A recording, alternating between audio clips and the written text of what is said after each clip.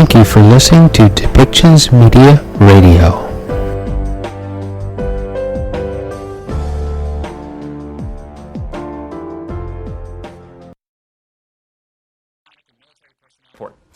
As you heard Secretary Sherman say yesterday, our diplomatic and military personnel are working in lockstep towards the same goal, and that is to get as many people who want to leave Afghanistan and who are vulnerable to Taliban reprisals because they help the United States and our allies and partners, or who are otherwise at risk because of who they are, or what they do, or what they believe, out of the country as quickly as possible.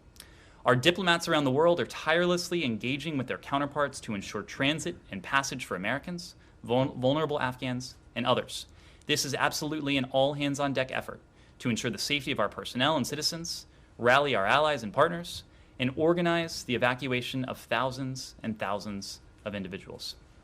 Additionally, Secretary Blinken spoke today with the G7 foreign ministers, Canada, France, Germany, Italy, Japan, United Kingdom, and the High Representative of the European Union to discuss the situation in Afghanistan. All leaders underscored the imperative of safe passage for those who wish to leave Afghanistan and the need for an inclusive political resolution that protects the fundamental human rights of all Afghans. The leaders agreed that the international community's relationship with the Taliban will depend on their actions and not their words. Secretary Blinken and the G7 foreign ministers also exchanged views on counterterrorism, on humanitarian efforts, refugee migration, and they agreed to remain in close contact on all fronts going forward. Secretary Blinken thanked his foreign counterparts for their steadfast commitment to supporting the Afghan people. With that, I am happy to turn to your questions. Ned, can I ask you, this is an extremely logistical question, and I hope it will be a very short answer. But does Operation Allies Refuge now include all of the categories of people who can go out? That means SIVs, P1, P2, and this other at-risk category, or does it still just apply?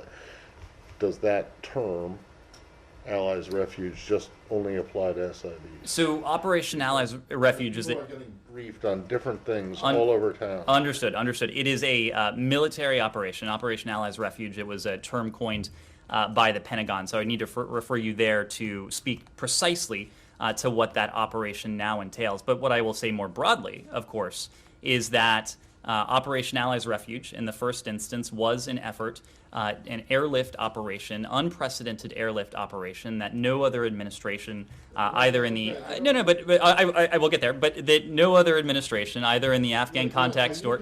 Pat yourself on the back all you want. I just want to know: does it include all of these categories now, or is it just the SIVs?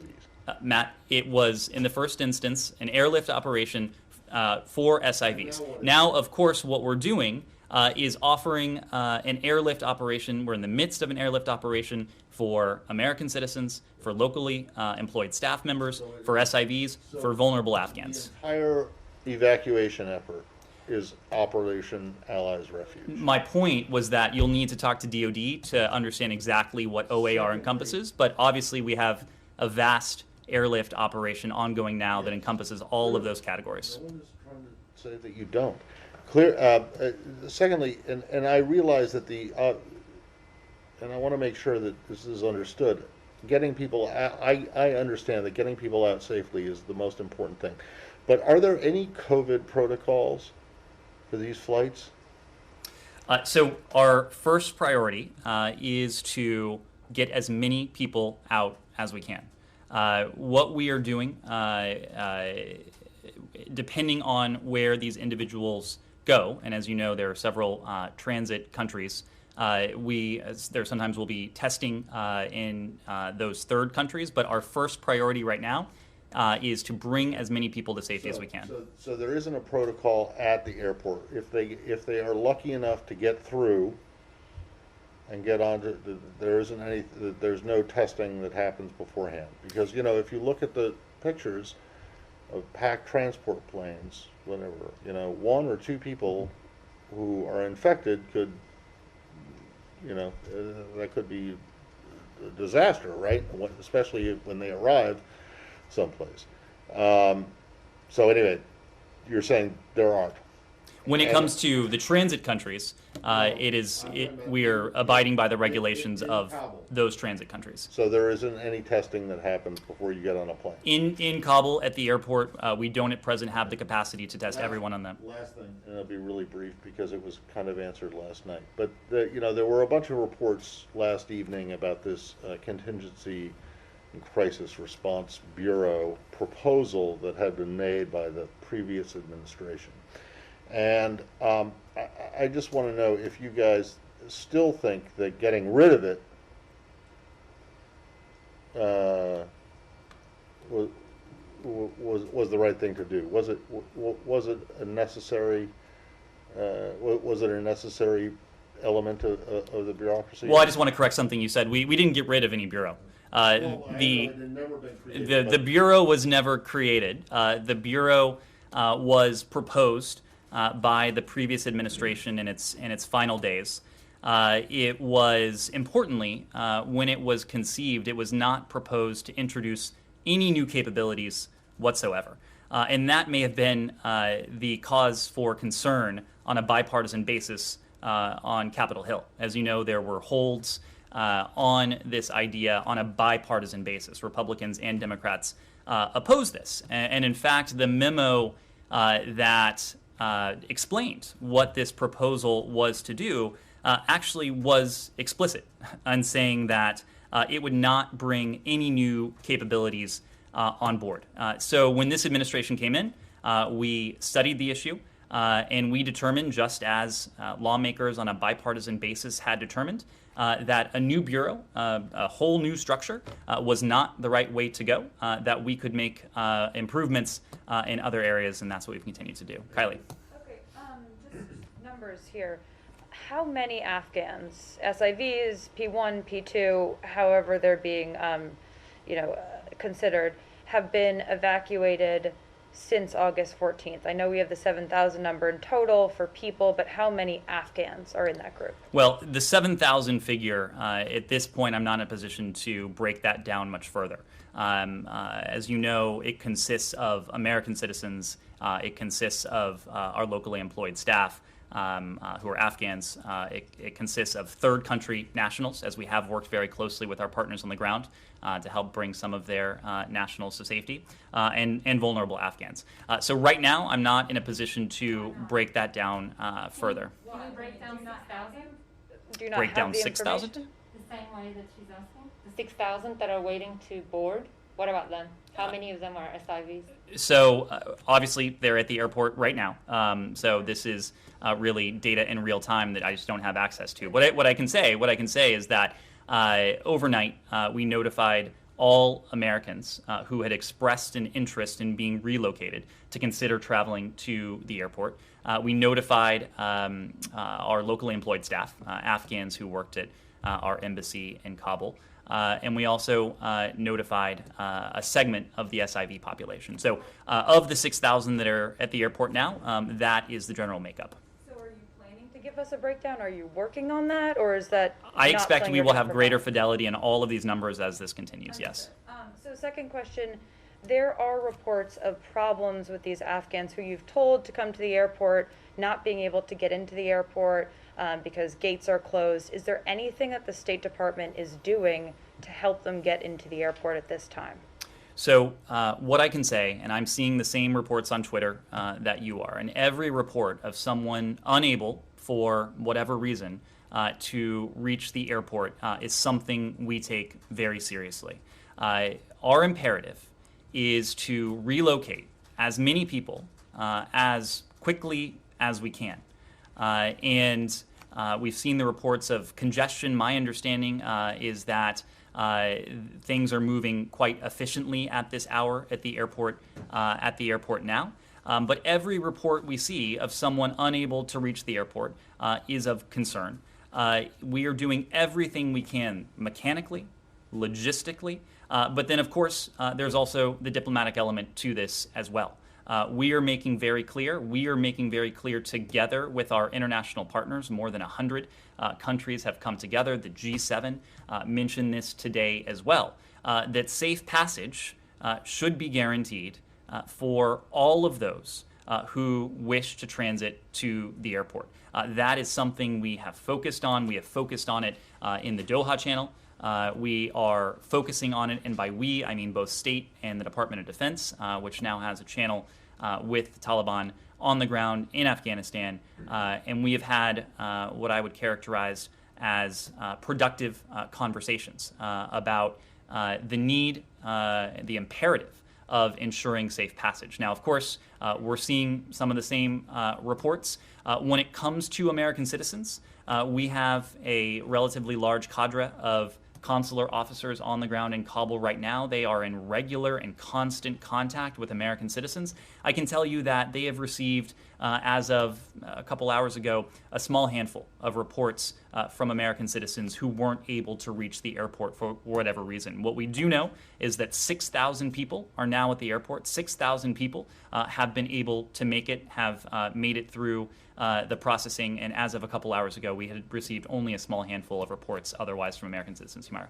So then, just to follow up on that, and you say you're doing everything you can, but also yesterday, Defense Secretary Austin said the United States does not have the capacity to extend the operations into Kabul and help people get to the airport. Are you considering seeking help on this from any other country who may have better reach on the ground? Or are you just going to leave this to the people who are trying to get to the airport? Humira, what I would say is that no country has more capability inside of Afghanistan than the United States. And in fact, we are working... But this is one thing you can't do. And like Defense Secretary has said this, and it was a fair and square statement. So I'm asking, if United States does not have this capacity, are you asking other countries who may have better reach on the ground to do something about this, or is this going to be left to the hands of the citizens? My point is that you will be hard-pressed to find a country that has the capacity on the ground, if any such country exists, in a position to do that. We have been working very closely with our partners on the ground at HKIA. Many of them have come to us asking to have their people go out on our planes, for example. So the United States military is undertaking a gargantuan airlift operation right now. That itself is a major undertaking. You've heard from the Secretary, you've heard from the Chairman of the resources that are involved in that. At this point, we don't have the resources to go beyond the airport compound. No, just one final thing. How many more Americans left in Afghanistan? This was raised in Pentagon, and they referred them to the States. Well, we have been consistent in explaining that in every country, Americans register with the embassy. So it's a voluntary thing. Surely, but you understand this is a question that also defines the length of this It mission. It does. And the president has been very clear that we are going to do as much as we can for as long as we can, and our first priority is the safe repatriation of the American people. So what we did overnight was to send a message to all American citizens who had expressed an interest in repatriation. We have already repatriated many Americans.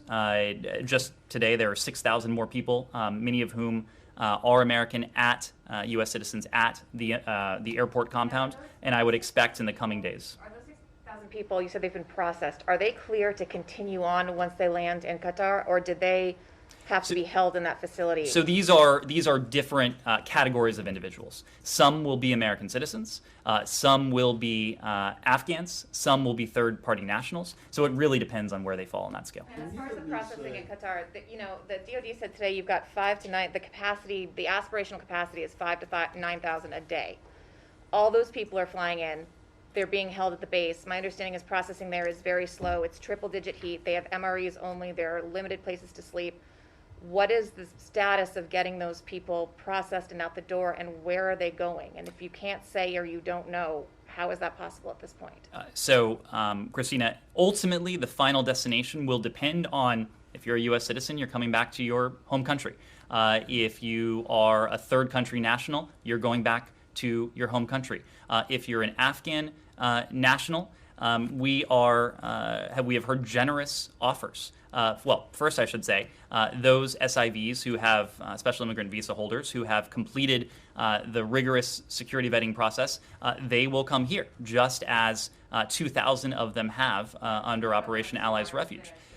So when it comes to SIVs who are not at a particular stage, when it comes to vulnerable Afghans who aren't part of the SIV program, we have heard generous offers from countries around the world. Let me just give you an update on where we are. First, the U.S. embassies in Doha and Kuwait, they have been working with the military and their Qatari and Kuwaiti counterparts respectively to receive flights and to ensure the safe transit of passengers to onward destination. As I mentioned, we're sending additional consular officers to both Qatar and Kuwait to help with this processing. We're very grateful to both countries that they have offered their territory for this processing. When it comes to Europe, Secretary Blinken had a good conversation yesterday with Albanian Prime Minister Rama about Albania's offer to host Afghans in need. The Secretary thanked the Prime Minister for continuing Albania's proud tradition of sheltering people in need, and they affirmed the close partnership between the two countries. I mentioned this statement yesterday, but for those of you who haven't seen it, the Prime Minister's explanation for why Albania was doing this, predicated on his own country's history, is quite powerful, quite moving. We are in discussions with other European allies on this same basis. I'm not in a position to name them right now, but stay tuned. We also deeply appreciate Uganda's generous offer of assistance to host Afghan evacuees on a temporary basis. In the Western Hemisphere, of course, you're all familiar with the very generous offer from our neighbor to the north. The Canadians have expressed a willingness to open their doors to vulnerable Afghans. We're extraordinarily grateful. Mexico and Chile as well have announced their intention to aid vulnerable Afghans with refugee status or resettlement. Yes, Nick? What is your processing capacity in Doha? Like, how, if 5,000 to 9,000 are coming in, how many of those people who need processing, who don't have visas, who can't just get on a plane, how many can you process per day? And then secondly, are you asking for any kind of humanitarian assistance either at the airport or at that facility in Doha, where we're hearing, especially at the airport, even Americans who got in are saying there's no separate line for U.S. citizens, there's minimal toilet facilities, there's nowhere to sit, they're sitting outside, it looks pretty bad. So our goal is to move individuals through those facilities as quickly as we can. That's part of the reason why we've surged consular officers to both places. Do you know what your capacity is, and are you asking for humanitarian assistance? We are able to process hundreds upon hundreds of Afghans in each facility per day. As I said, there are other generous offers. I expect our capacity will be able to speak to a much greater capacity in the coming days as well that will allow us to process thousands of vulnerable Afghans per day. Yes, please. Thank you very much. See you. Nice to see you again. I come back again. I have a application on the Afghanistan and other issue too. And on the allies, our allies concerned about the U.S. security credibility. How do you think the Afghanistan crisis impacted the credibility of the United States security commitment to its allies? Secondly, last time as President Biden mentioned about that the United States military would be sacrificed without the national interest. What if there is no interest in the United States and the countries that have made a security commitment with the countries such as Korea, Japan, and Taiwan? Do you have any comment on that? Could you repeat the first part of that second question? First part of the second question. Yes. What if there is no interest in the United States and the countries that have made a security commitment with countries such as Korea, Japan, Taiwan, such things? Great. So let me take your first question first. It is safe to say that this administration has prioritized our system of alliances and partnerships in profound ways. And we've done that because we recognize them as a profound source of strength. In the context of Afghanistan, and I spoke to this a bit yesterday, it is precisely why Secretary Blinken, on one of his, I believe it was his second trip overseas, went to Brussels and went to consult with NATO allies together with Secretary of Defense Austin. It's precisely why we returned to Brussels just a couple weeks later, because there's always been the mantra, the NATO mantra when it comes to Afghanistan: in together, adjust together, out together. That's always been the understanding. We did all of this and have continued to do all of this in close coordination with our NATO allies. Just today, Secretary Blinken met with the G7. This was a topic of discussion at the leaders level as well when President Biden was in Europe, meeting with the G7, with the EU, with NATO as well. I think the other point is that our strategic competitors would love nothing more than to see the United States bogged down in a conflict for another 2 years, 4 years, 20 years. A conflict that has come at tremendous opportunity cost for the United States. What we are doing is focusing on the threats and the opportunities that matter most to the American people, to our safety, to our security, to our prosperity. It's part of the reason why you've seen such a focus of this administration on those partners and alliances around the world, but also in the Indo-Pacific, and the commitment we have made to our system of alliances in that region. The first countries that Secretary Blinken visited were the Republic of Korea and Japan. We have invested deeply in ASEAN. Ambassador Sherman was in the region recently. We have met with ASEAN as a bloc, also individually with member states. So what I can tell you is that this administration values our alliances and partnerships for what they are, but also for what they represent. They represent a source of strength for us. As I said yesterday, they're a source of envy for our adversaries. We recognize that. It's precisely why we've invested such in them. The National Security Advisor Sullivan, he took my questions that Tuesday, what he said at the court.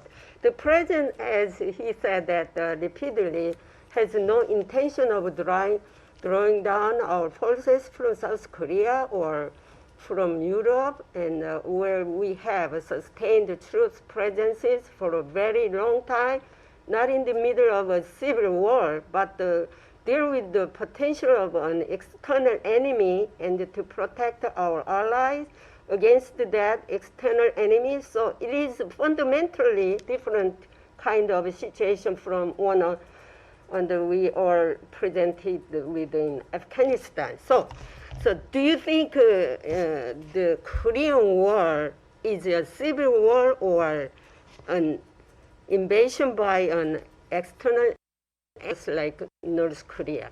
What the United States thought this Korean War is? Well, we've been very clear about what matters most to us when it comes to the Korean Peninsula. In fact, we did an entire policy review.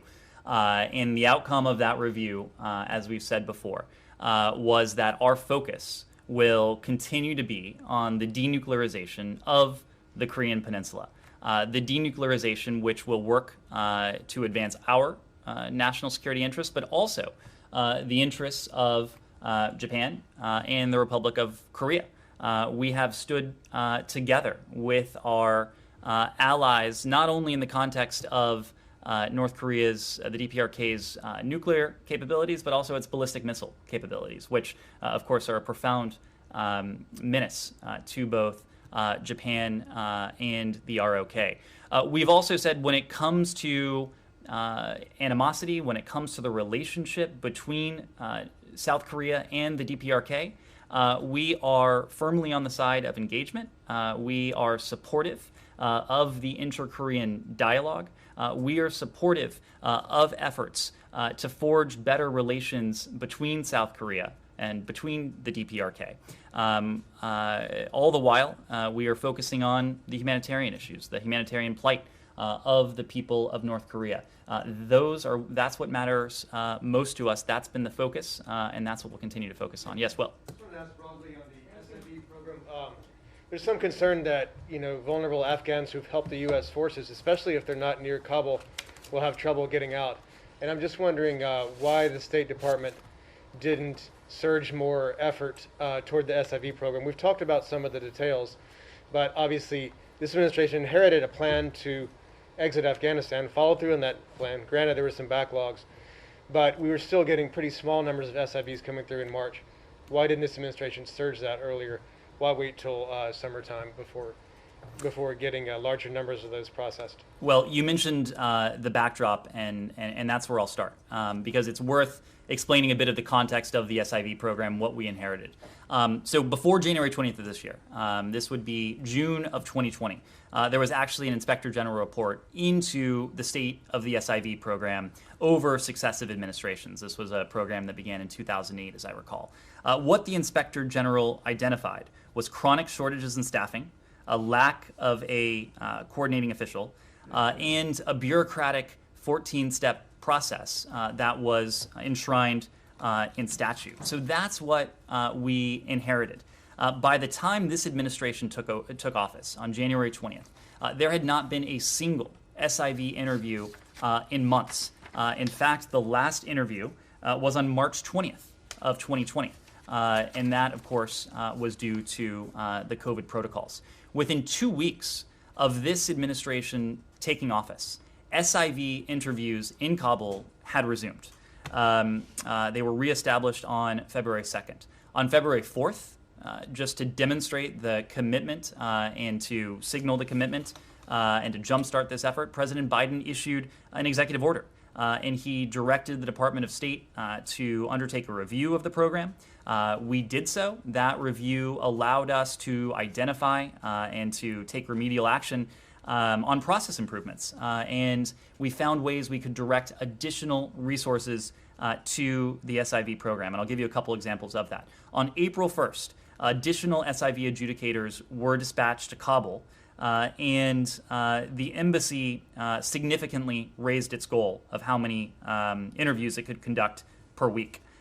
Later that month, of course, the embassy did go on ordered departure as the security environment and the broader environment began to change. So, as you know, it goes without saying, we brought people back to the United States, but we actually surged at that time additional consular officers, because even as we were reducing the overall footprint of our embassy, we wanted to ensure we were doing everything we can to actually augment the capabilities for our SIV processing at that time.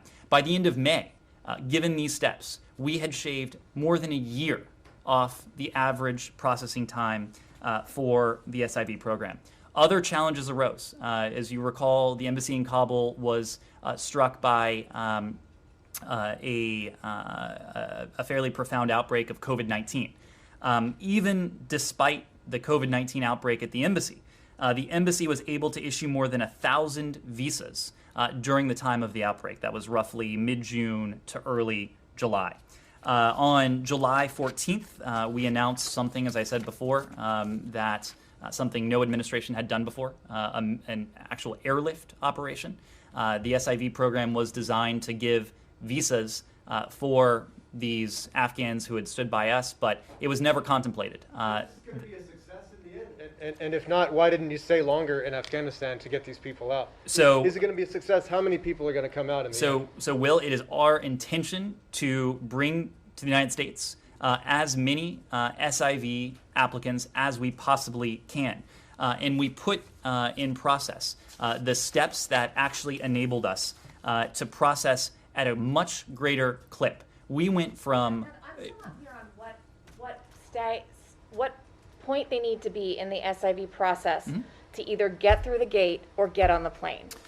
I am happy to tell you that. Let me just give you one data point. With the augmentation of consular staff in the embassy in Kabul, and also back here in the Washington, D.C. area, the number of visas we were able to issue went from 100 in March to 813 this month. 813 visas per week. That just shows you the commitment we have. Now, Christina, to your question, when it comes to SIVs and who precisely we're relocating at this time, we have sent messages to those who have completed a certain stage of the security vetting procedure. What is that stage, is what I'm asking? Do they have to have consular approval, or who have completed the vetting procedures? Consul General? Who have completed the vetting procedures, that they should consider coming to the airport, and we'd be in a position to relocate them. So actually, something on that. Pentagon, your counterpart in Pentagon today, there's the number of 5,000 to 9,000. And then yesterday, 2,000 people have been evacuated. So there were questions about why that number was less. And then he said obviously there are a number of steps regarding the visa application before putting people on planes, which suggested that at the moment you are not using these planes at full capacity because of bureaucratic red tape. No. And if that is the case, or if it's somewhere even close to that, will these consular officers finally sort of speed that process up? When do you think you will get up to 5,000 to 9,000? So, as we said, by tomorrow, we will have just about doubled the consular capacity we have available at the embassy, at the airport compound in Kabul. Does that mean 5,000 people on the plane? It means we are going to process as many people working with the military as we possibly can. Yeah, we were doing that yesterday, too. Right? Matt, since this effort has begun, Look, yes. people are asking for numbers, and I realize that they're difficult to get, but and it's always in flux. But you just talked about how there's 6,000 people waiting at the airport, which is one thing. Does the military side of the airport really have enough space for 6,000 people to live hygienically for 12 to 24 hours? We expect about 20 flights. We expect about 20 flights to go out tonight. Tonight and tomorrow. So the 6,000 who are there, they got in today. That's the goal. Right? They got in today. Today, 6,000 people have been processed into the airport. Leaving tonight and early, I guess. We our expect time. 20 flights. DoD has said will go out tonight. This is an operation that will continue at as fast a clip as we can possibly manage. I think you've heard me say that as we have increased our throughput capacity at the airport, we have reached out to more and more individuals, instructing them to consider traveling to the airport if they are able to do so. So that is why you have seen more people process today. Our hope is that tomorrow we'll be able to process even more. But ultimately, the metric we care about most is how many people we are able to repatriate here to the United States or bring to third countries. That is our goal. Our goal is to maximize that figure. Connor. The SIV program does not apply to Afghan security forces, only to the interpreters and folks of that kind.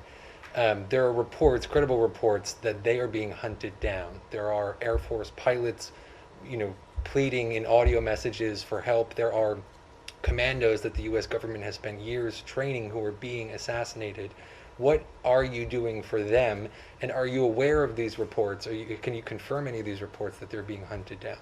We know that at least one NGO, I've seen a report that at least one NGO has put together with this. I'm just not in a position to confirm those details. As I said, every time we see a detail like this, we take it extraordinarily seriously, and we do what we can to follow up on it. You're right that in most instances, someone who, for example, has served in the Afghan military or the Afghan police force probably would not qualify for SIV status. But SIV status is not the only status that we're factoring into our calculus. There are other forms of, there are other pathways to safety, either through UNHCR, the United States, one of our partners. We've talked about Priority 1 refugee status. We've talked about Priority 2 refugee status.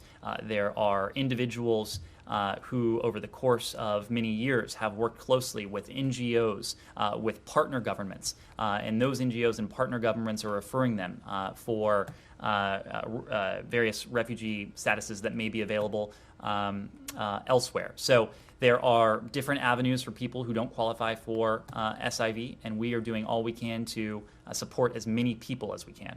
Another question. There have been skirmishes today over the Afghan national flag being raised. Today's Afghanistan's Independence Day. There are also folks calling for resistance, including First Vice President Saleh. What do you say to the folks who say that they want to resist Taliban control of the country, including through force? What do you say to the folks who are in the streets protesting today because they don't want Taliban government? Well, we certainly don't want to see a government that denies the rights that are guaranteed to people everywhere. We don't want to see that either. But it's not just about us. In addition to the other elements that the G7 discussed today, one of the key points of discussion was about the expectations of this forum for any future Afghan government. We have seen consensus within the G7. We have seen consensus within the UN Security Council. We have seen consensus from the dozens of countries who signed on to a statement just a couple nights ago about the status of women and girls. So again, the international community is united on this. No one calls for resistance. Look, no one wants to see a government that will deprive the rights of its people, the rights of its women and girls. We know that no society can thrive or potentially even continue to exist if it ignores the rights of half of its population. That has been our point. Sean. Can I follow up on that? Massoud specifically called for the United States to actually send arms, saying that the U.S. is the arsenal of democracy. Does the United States have any contact with him in Panjshir? Does the United States have any interest in sending in a military relationship with him? We have, without speaking to this individual specifically, we have been in contact with stakeholders who are engaged in the intra-Afghan negotiations. As you know, the Afghans, that is to say representatives of the Islamic Republic, representatives of the Taliban, continue to hold discussions, continue to discuss a political settlement. We have continued to be in touch with representatives of the Islamic Republic, as well as representatives of the Taliban. Ambassador Khalilzad remains in Doha. Much of the Taliban delegation, if not all of it, has relocated from Doha to Afghanistan. We've continued to be in touch with those representatives over the phone. We've been in touch directly on the ground with them as well as with the Islamic Republic representatives.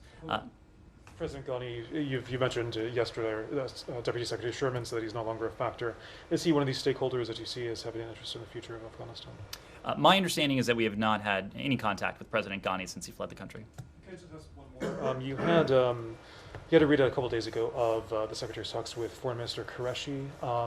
Pakistan obviously has a complicated relationship in Afghanistan. What was the nature of your talks? What are you looking for from Pakistan now that the Taliban is effectively in control? We did issue a readout of that.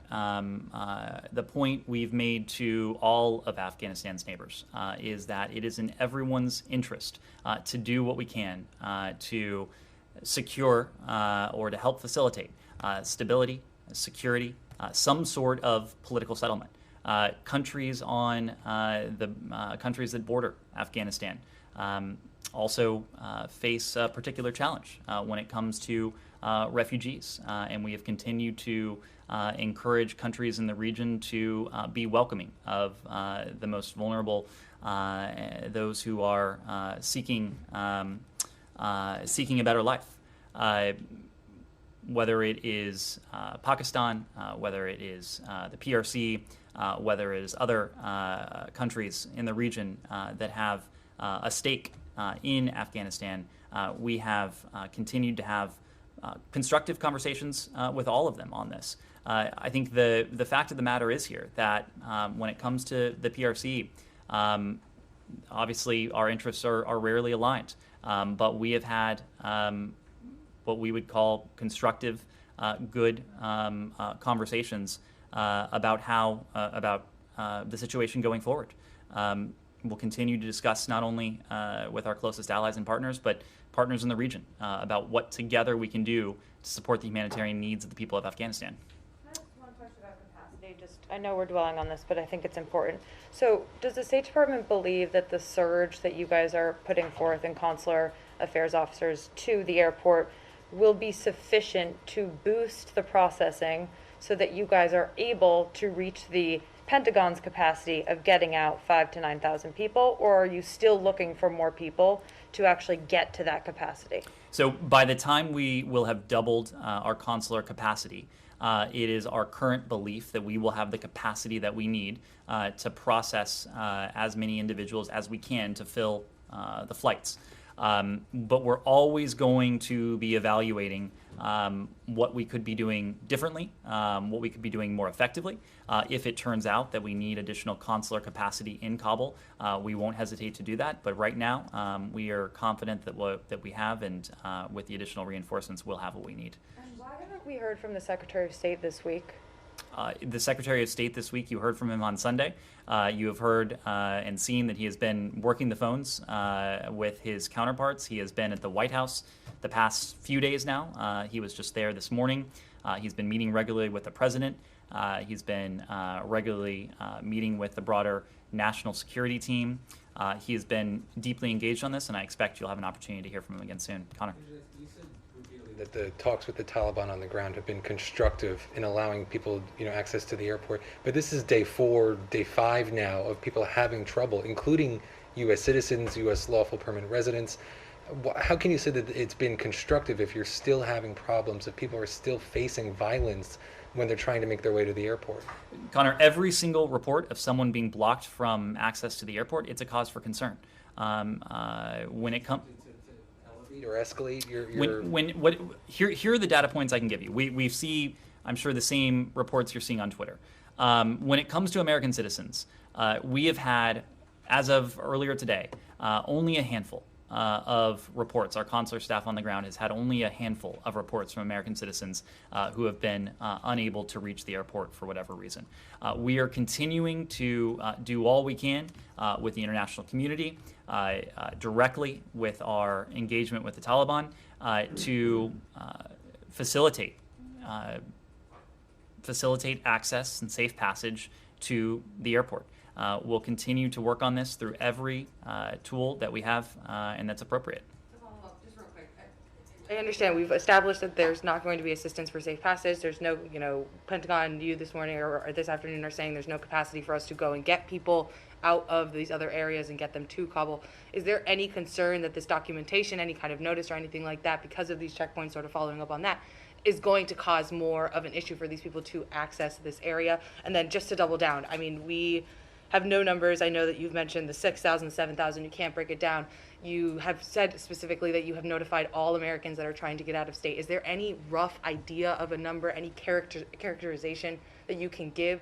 Clearly, they have given you this information. Clearly, they are trying to get out. Is there any idea of how many Americans are still trying to get out of Afghanistan? We have been in contact with the Americans who have requested to be repatriated. We're just not in a position to give a number right now. We're more broadly not in a position to offer an aggregate figure because we are putting forward offers to individuals who may be interested in relocating. In some cases, they may opt not to come to the airport. They may opt not to be relocated for whatever reason. When you guys pulled people out of different countries during COVID, Christina, you would give us a country we're by country talking about a breakdown. very different universe here. We're talking about American citizens. We're talking about third country nationals. We're talking about Afghan nationals. We're talking about American citizens. We're asking about American citizens. Specifically You American know how citizens. many Americans have contacted you and asked to get out. There Why has can't to you be tell some us? kind of list, right? You have this contact, and if you're making these deals to people who have not specifically reached out to you to say, hey, we're trying to get out of here, is that going to make this a longer process? Going back to her question, is this going to extend this mission further and further past that August 31st deadline? The president has spoken to this. You've heard from the Pentagon this morning as well. We are going to do as much as we can for as long as we can. We're going to bring home all the Americans who wish to come home, but just can't put a firm number on it right now, but we have that commitment to the American people. Just ask again I mean, the president also said, bring all the Americans back. What about SIVs after, if it happens to go beyond August 31st? Is the United States willing to consider extending it, not for American citizens, but for SIVs? Again, it's not a hypothetical I want to entertain right now. We have a number of days until August 31st. We are going to do as much as we can for as long as we can.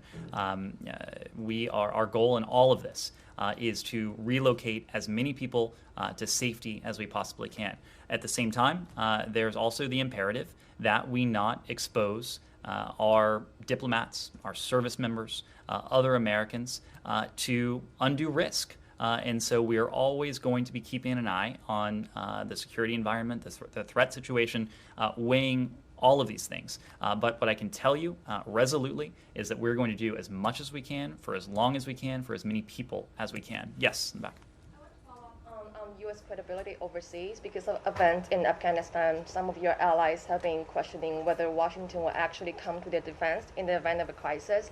And apparently, Chinese state media have been using this to sow doubt in the minds of Taiwanese people. I know both you and National Security Advisor Jack Sullivan have reiterated your commitment to allies, including Taiwan. But my question is the U.S. prepared to go the extra mile and offer greater clarity on your commitment to Taiwan, that is, getting rid of the decades-long strategic ambiguity policy? And relating to that, if I may, would you consider sending a senior official to visit Taipei soon just to, offer some sort of assurances to Taiwanese people? Thank you. Well, we will continue to support a peaceful resolution of cross-strait relations consistent with the wishes and best interests of the Taiwan people. We urge Beijing, as we have before, to cease its military, diplomatic, economic pressure against Taiwan and instead to engage in meaningful dialogue. We do have an abiding interest in peace and security across the Taiwan Strait. We consider this central to the security and stability of the broader region, of the broader Indo-Pacific. Events elsewhere in the world, whether that's in Afghanistan or any other region, are not going to change that. When it comes to our engagement with the people on Taiwan, we've spoken to this before. We believe in deepening those connections consistent with our One China policy, with the Taiwan Relations Act, with the 6 assurances, and the 3 communiques. That remains our policy. And you have seen within the past couple months, we issued revised contact guidance that allows us to deepen those relationships between the American people and the people on Taiwan, and that is what we will continue to do. Thank you all very much. Thank you.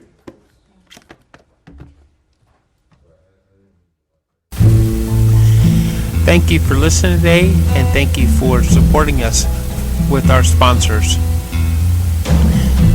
Please go to depictions.media for more information and click on our contact link and let us know how we can help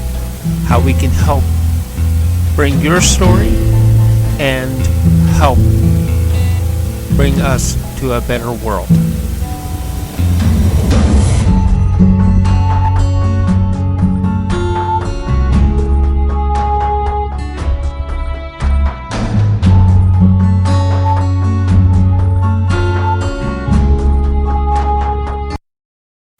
This show has been produced by Depictions Media. Please contact us at depictions.media for more information.